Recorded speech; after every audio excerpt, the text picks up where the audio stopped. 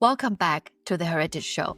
In this second part of my two-part conversation with Dr. Dina Glouberman, we continue to explore the powerful themes of self-love, burnout recovery, and the importance of living authentically. If you missed part one, Dina is a world-renowned psychotherapist and the creator of Image Work, a transformative approach to therapy and personal growth. Her book, The Joy of Burnout, was a pivotal guide for me during my own burnout recovery, and her work continued to inspire me as I integrate those teachings into my coaching practice. In today's episode, we dive deeper into how to navigate life changes with mindfulness, self-compassion, and creativity.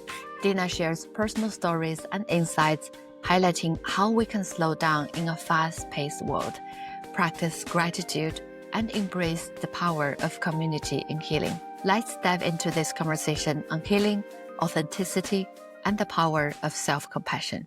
Thank you, Dina. As we talked about this self-love, self-compassion topic, I'd really love to hear from you because you had burnout yourself before, and you helped so many people recover from burnout and prevent burnout. So what is your definition of self-compassion, self-love, and what do you do to love yourself?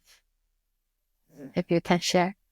Yes, quite interesting, because of course you do many things, but I think, as you said, probably the most important thing is that my priority has changed. As you say, that I am on a path of joy, that I don't want to waste my life achieving things if I'm not there.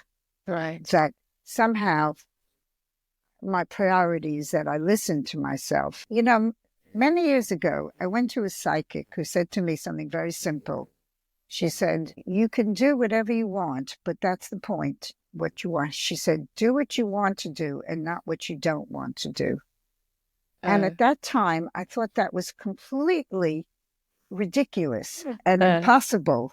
You had to do what you had to do. You had to do what you should do. You had to do all the things that, But I think that is kind of my mantra now, is that I listen to see what I truly want. And I don't do what I don't want to do. Yeah.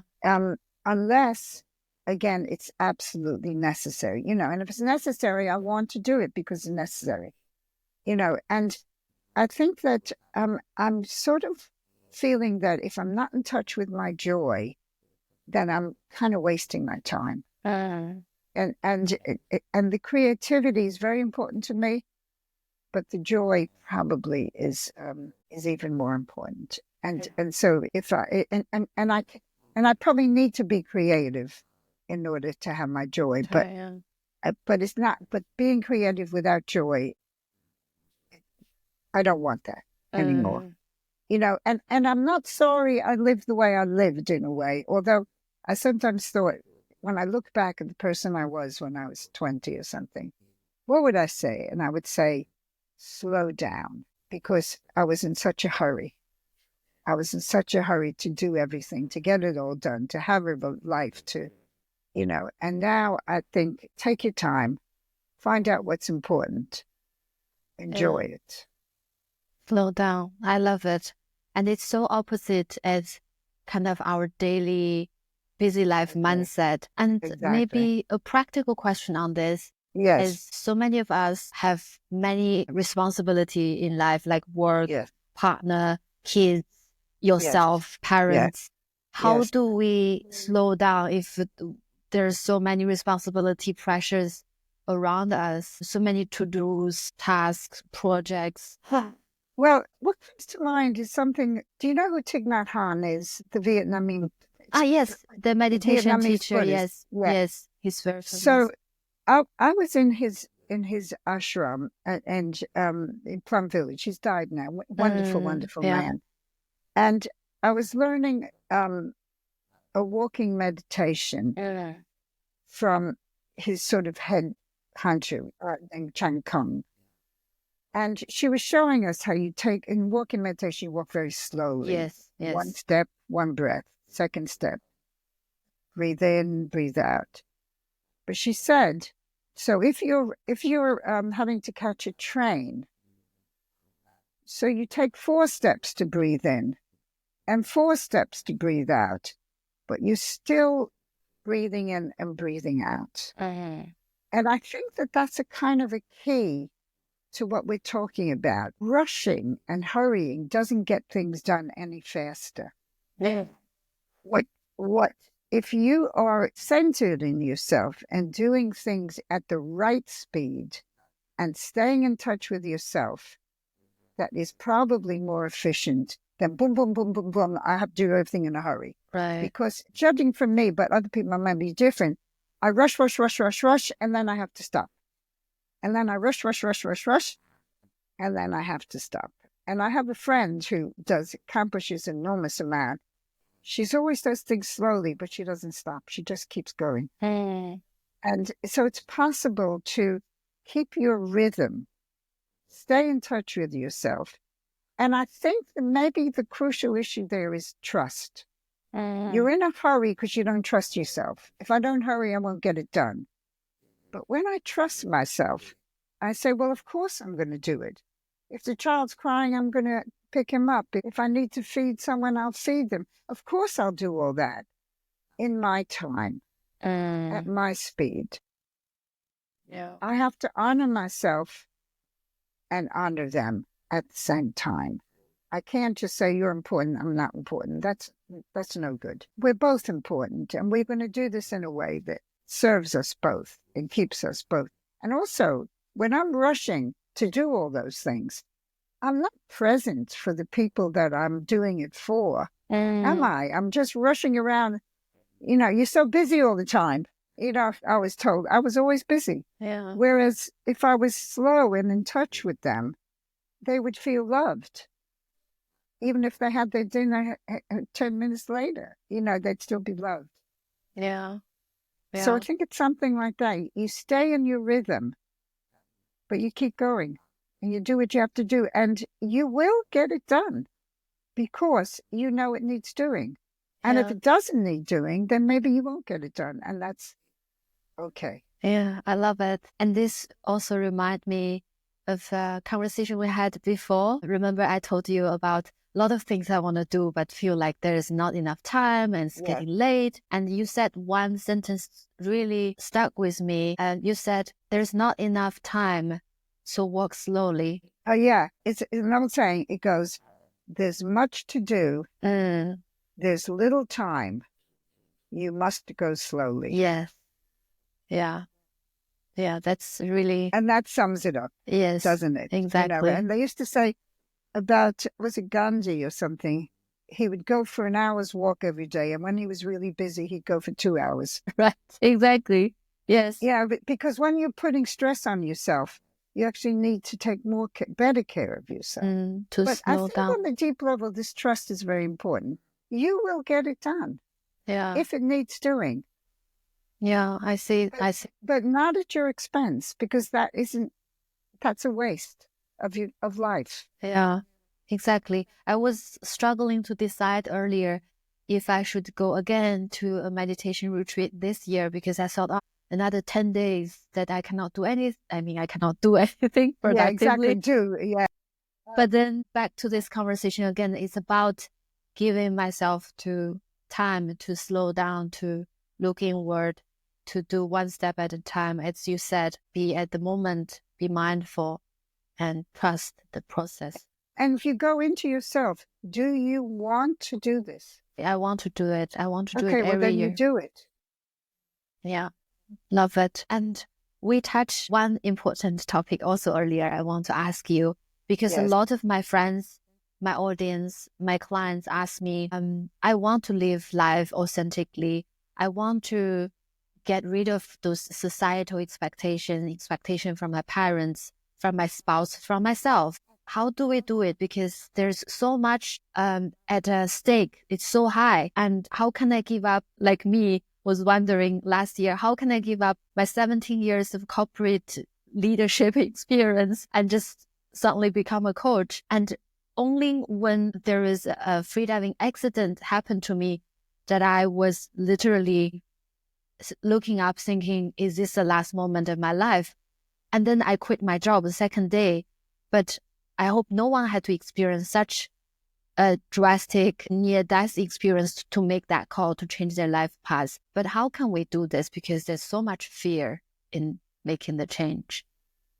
And that's, I think, also where it helps to have help. I think it helps, the imagery helps you to understand things, but, it's good to do it in a group, maybe, for example, I run groups on Skiros. If people go on to skiros.com, you'll find groups, communities, people that support you. I think, one of these steps, because I've only told you the first step, stop, give up hope, keep the faith. One of the steps is about a soul community. And a soul community is people who honor you for yourself and not for your achievements, not for your golden eggs. Yeah. I think it's important that you have people in your life and maybe that you have a regular meeting or something who support that person who you really are and who don't discount the work and just say, oh, just love yourself and forget about the work, because that doesn't work for you. It's about knowing that it's important, but that also you're important and you need to find the best way to do it. So I would say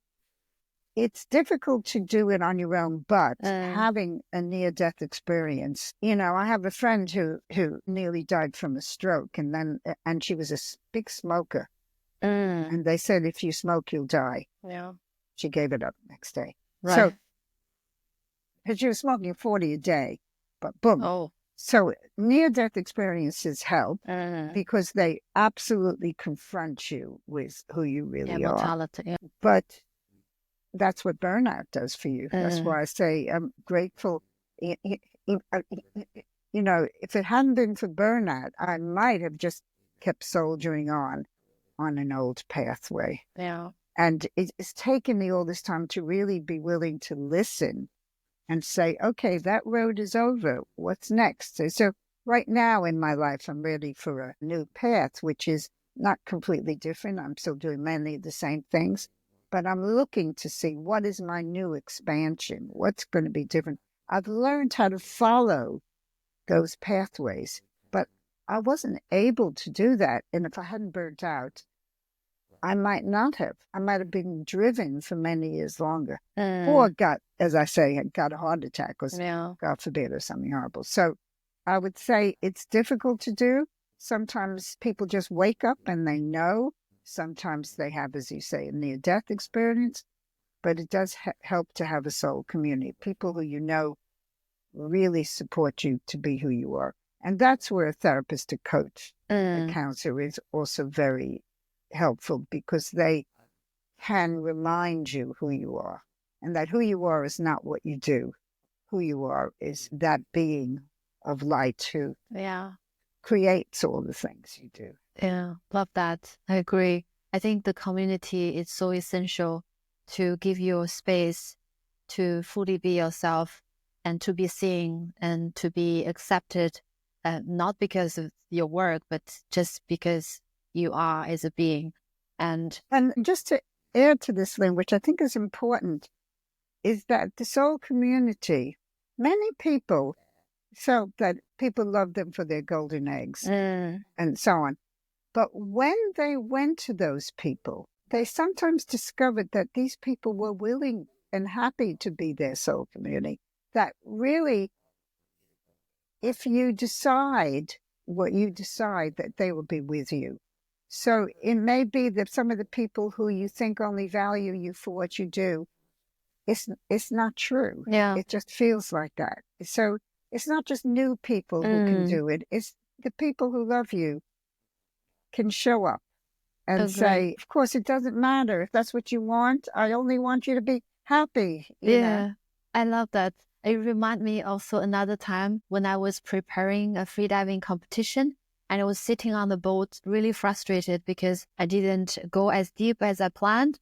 The training was really bad. And I just looked at my instructor and Sergio. I said, what if I cannot dive to 50 meters this time? And he was just laughing. And he said, Lynn, we love you regardless how deep you dive. It's not about the depths. We just love you, here. How beautiful. Yeah. Just enjoy the water. I think that really changed everything. Enjoy the water. Yes. That's what he said. I think when we think about those two futures, the difference is exactly at that moment. The negative future is, what happens if I can't dive 50 meters or whatever it was? Yeah. And the positive future is, we love you, just enjoy the water. Yes. I think that probably sums up the answer to burnout and to a lot of other things too. Yeah. Totally. Thank you, Dina. There's another one that you asked about, which is an exercise that's called the boat. Yes. And that is about give up hope and keep the faith, which is, Right. just very briefly, I'm not going to take people through it. Yeah. You stand on the boat of your life. This is an image. And you write on it the 5 most important people and things in your life. And you tell each of them why they're important. So it could be family, it could be work, it could be whatever. You tell each of them why you can't live without them. So you have the 5 most important things or people on your boat.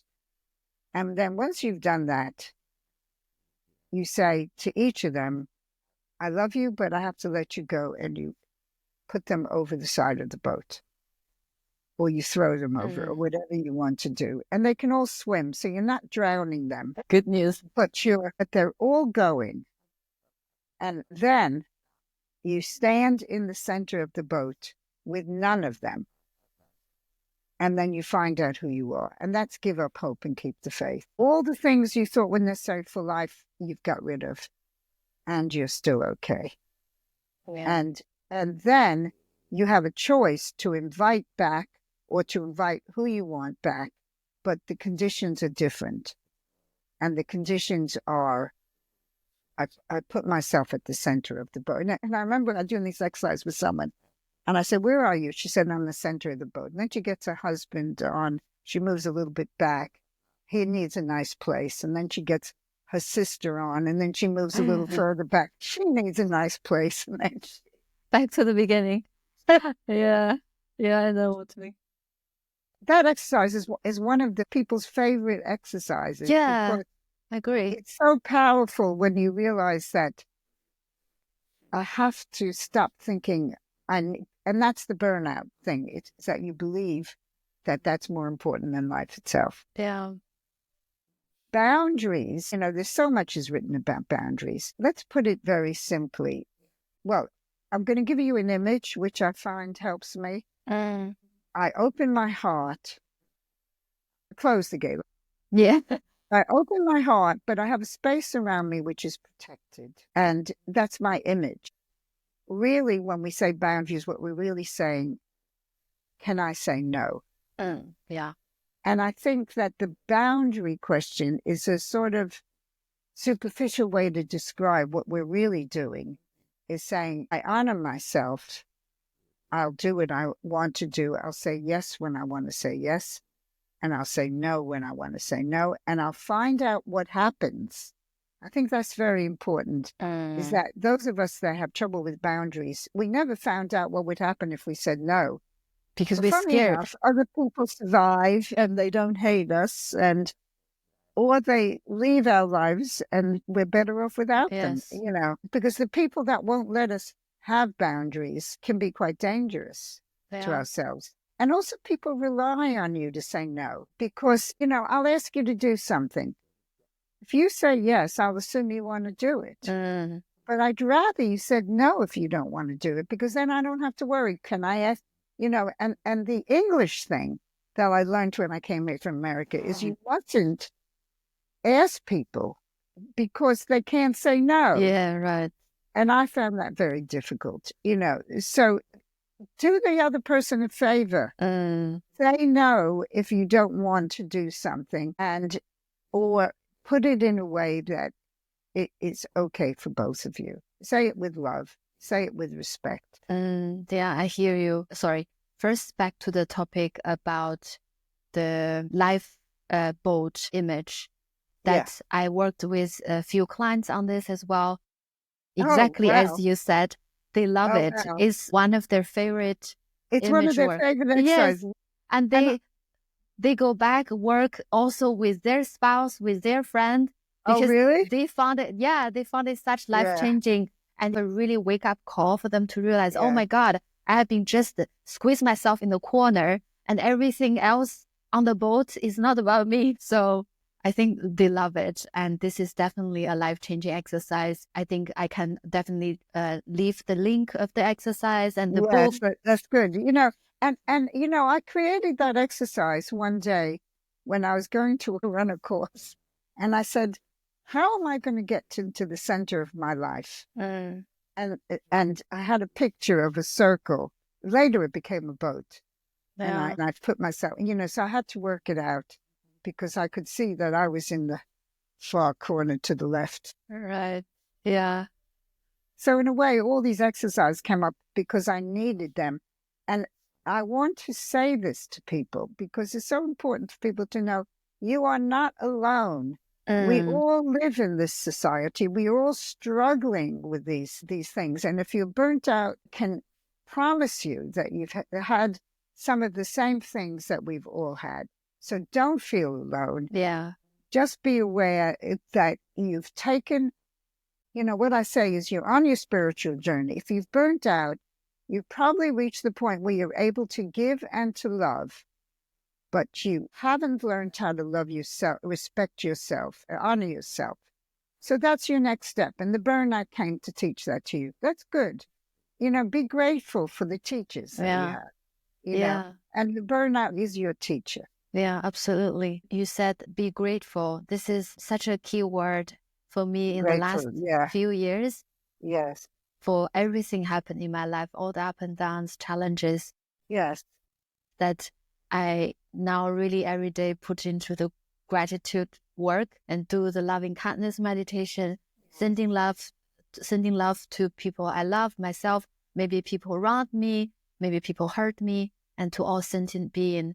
I think with this gratitude, it really helps you also be more resilient and going through the difficult time as well. Yes. And I was taught once, many, many years ago, by a shaman. He said a shaman doesn't put his foot on the floor before he says, thank you for my life. Yeah.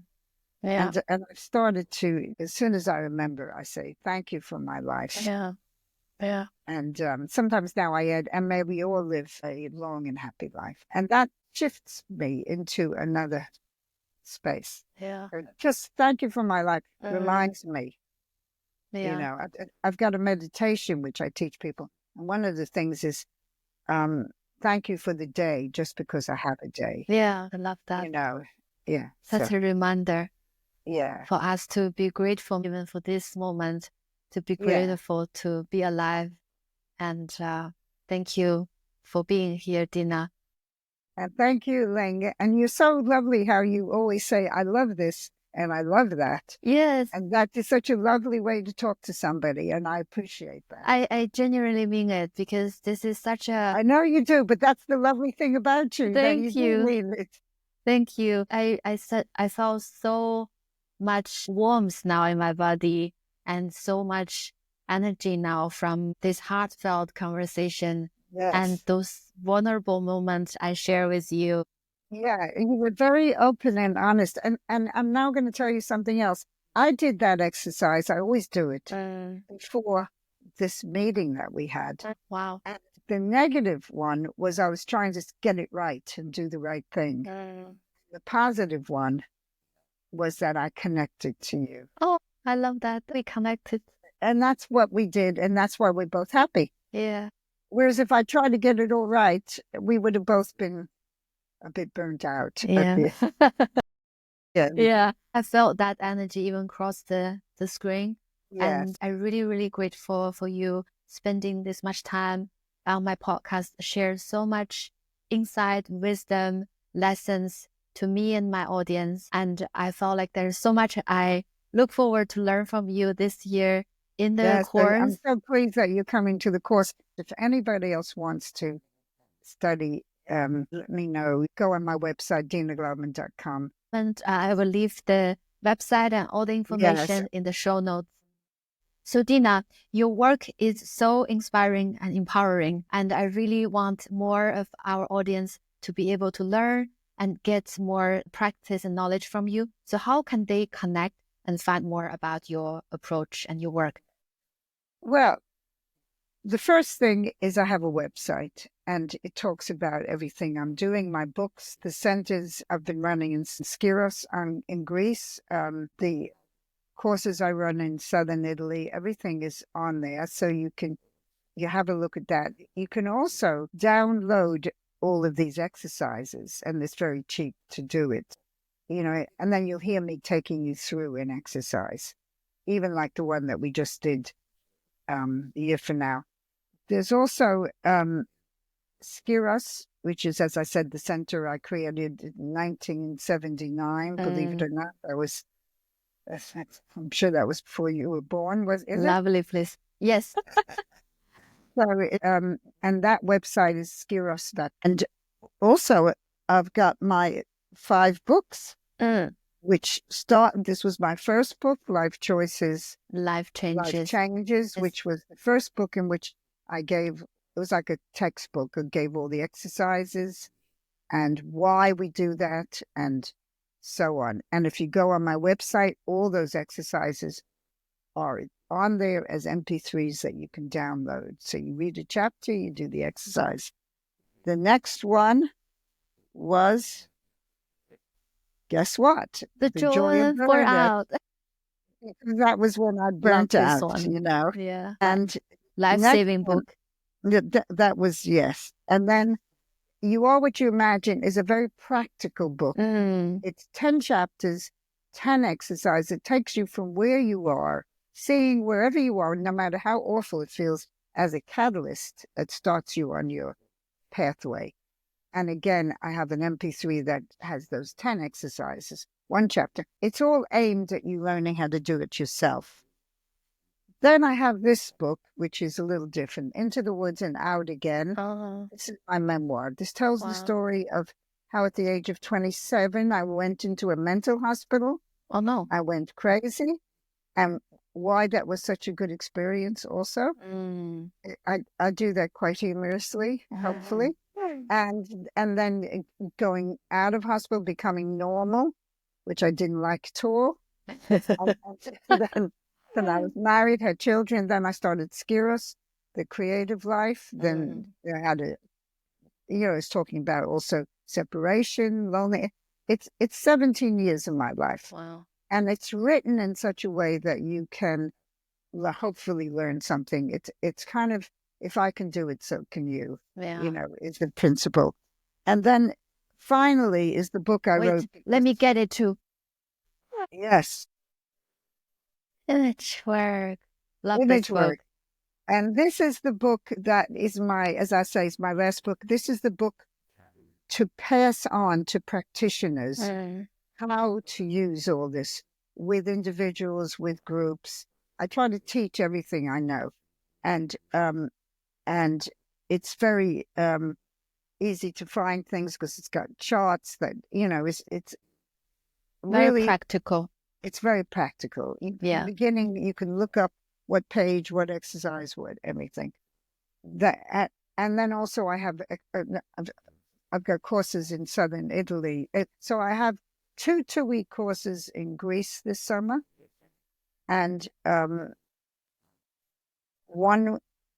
5-day course, which you're doing, Ling, which is a training. As I said, there's 2 places left, and 1-week course in October, which is a retreat. And I think there's 1 place left there. Yeah. So all of that. And lovely. And also to remember that you can create all these things for yourself once you get the principle of it. Yes, totally. And on the side note, I use this image work on my practice a lot, and I look forward to deepen my knowledge with you very soon. I'm very excited that you're coming, Ling. I think that's so great. Thank you for this opportunity. We'll have a good time. Yes, for sure. And thank you again so much for this wonderful, inspiring, and insightful conversation. I can't wait to meet you in person, and then also we collaborate more. Is there anything you're looking forward to? Any new project or new things for yourself you want to share? Yeah, I'm looking forward to this new stage in my life when I've done my last book, when I feel I've done what I said I would do in a way. So I feel I have a bit more freedom now to see where my joy wants to take me. I have booked a holiday in the Himalayas, Oh, which amazing. I always want. I always wanted to go back there, but I wasn't fit enough to trek. And I found a holiday because I felt the Himalayas were like wisdom peaks. I Yeah, love the Himalayas. But magnificent. really, it's more about whatever I'm doing, wherever I am, I want to be in touch with my joy. And if I can do that, I will be very content. Yeah, I hope you get a lot of magic and insight and wisdom from the mountain. I think they are I love magnificent. it. Have you been to the Himalayas? Yeah, I've been on the Annapurna, the Oh, yeah. track circle for like 5 days, and I looked very afar to the Everest, and it's something hard to describe. It's one of my dream to go to the Everest base camp. Well, still need to plan for that. Let's Yes, see. that's a big deal. Yeah, that is a big deal.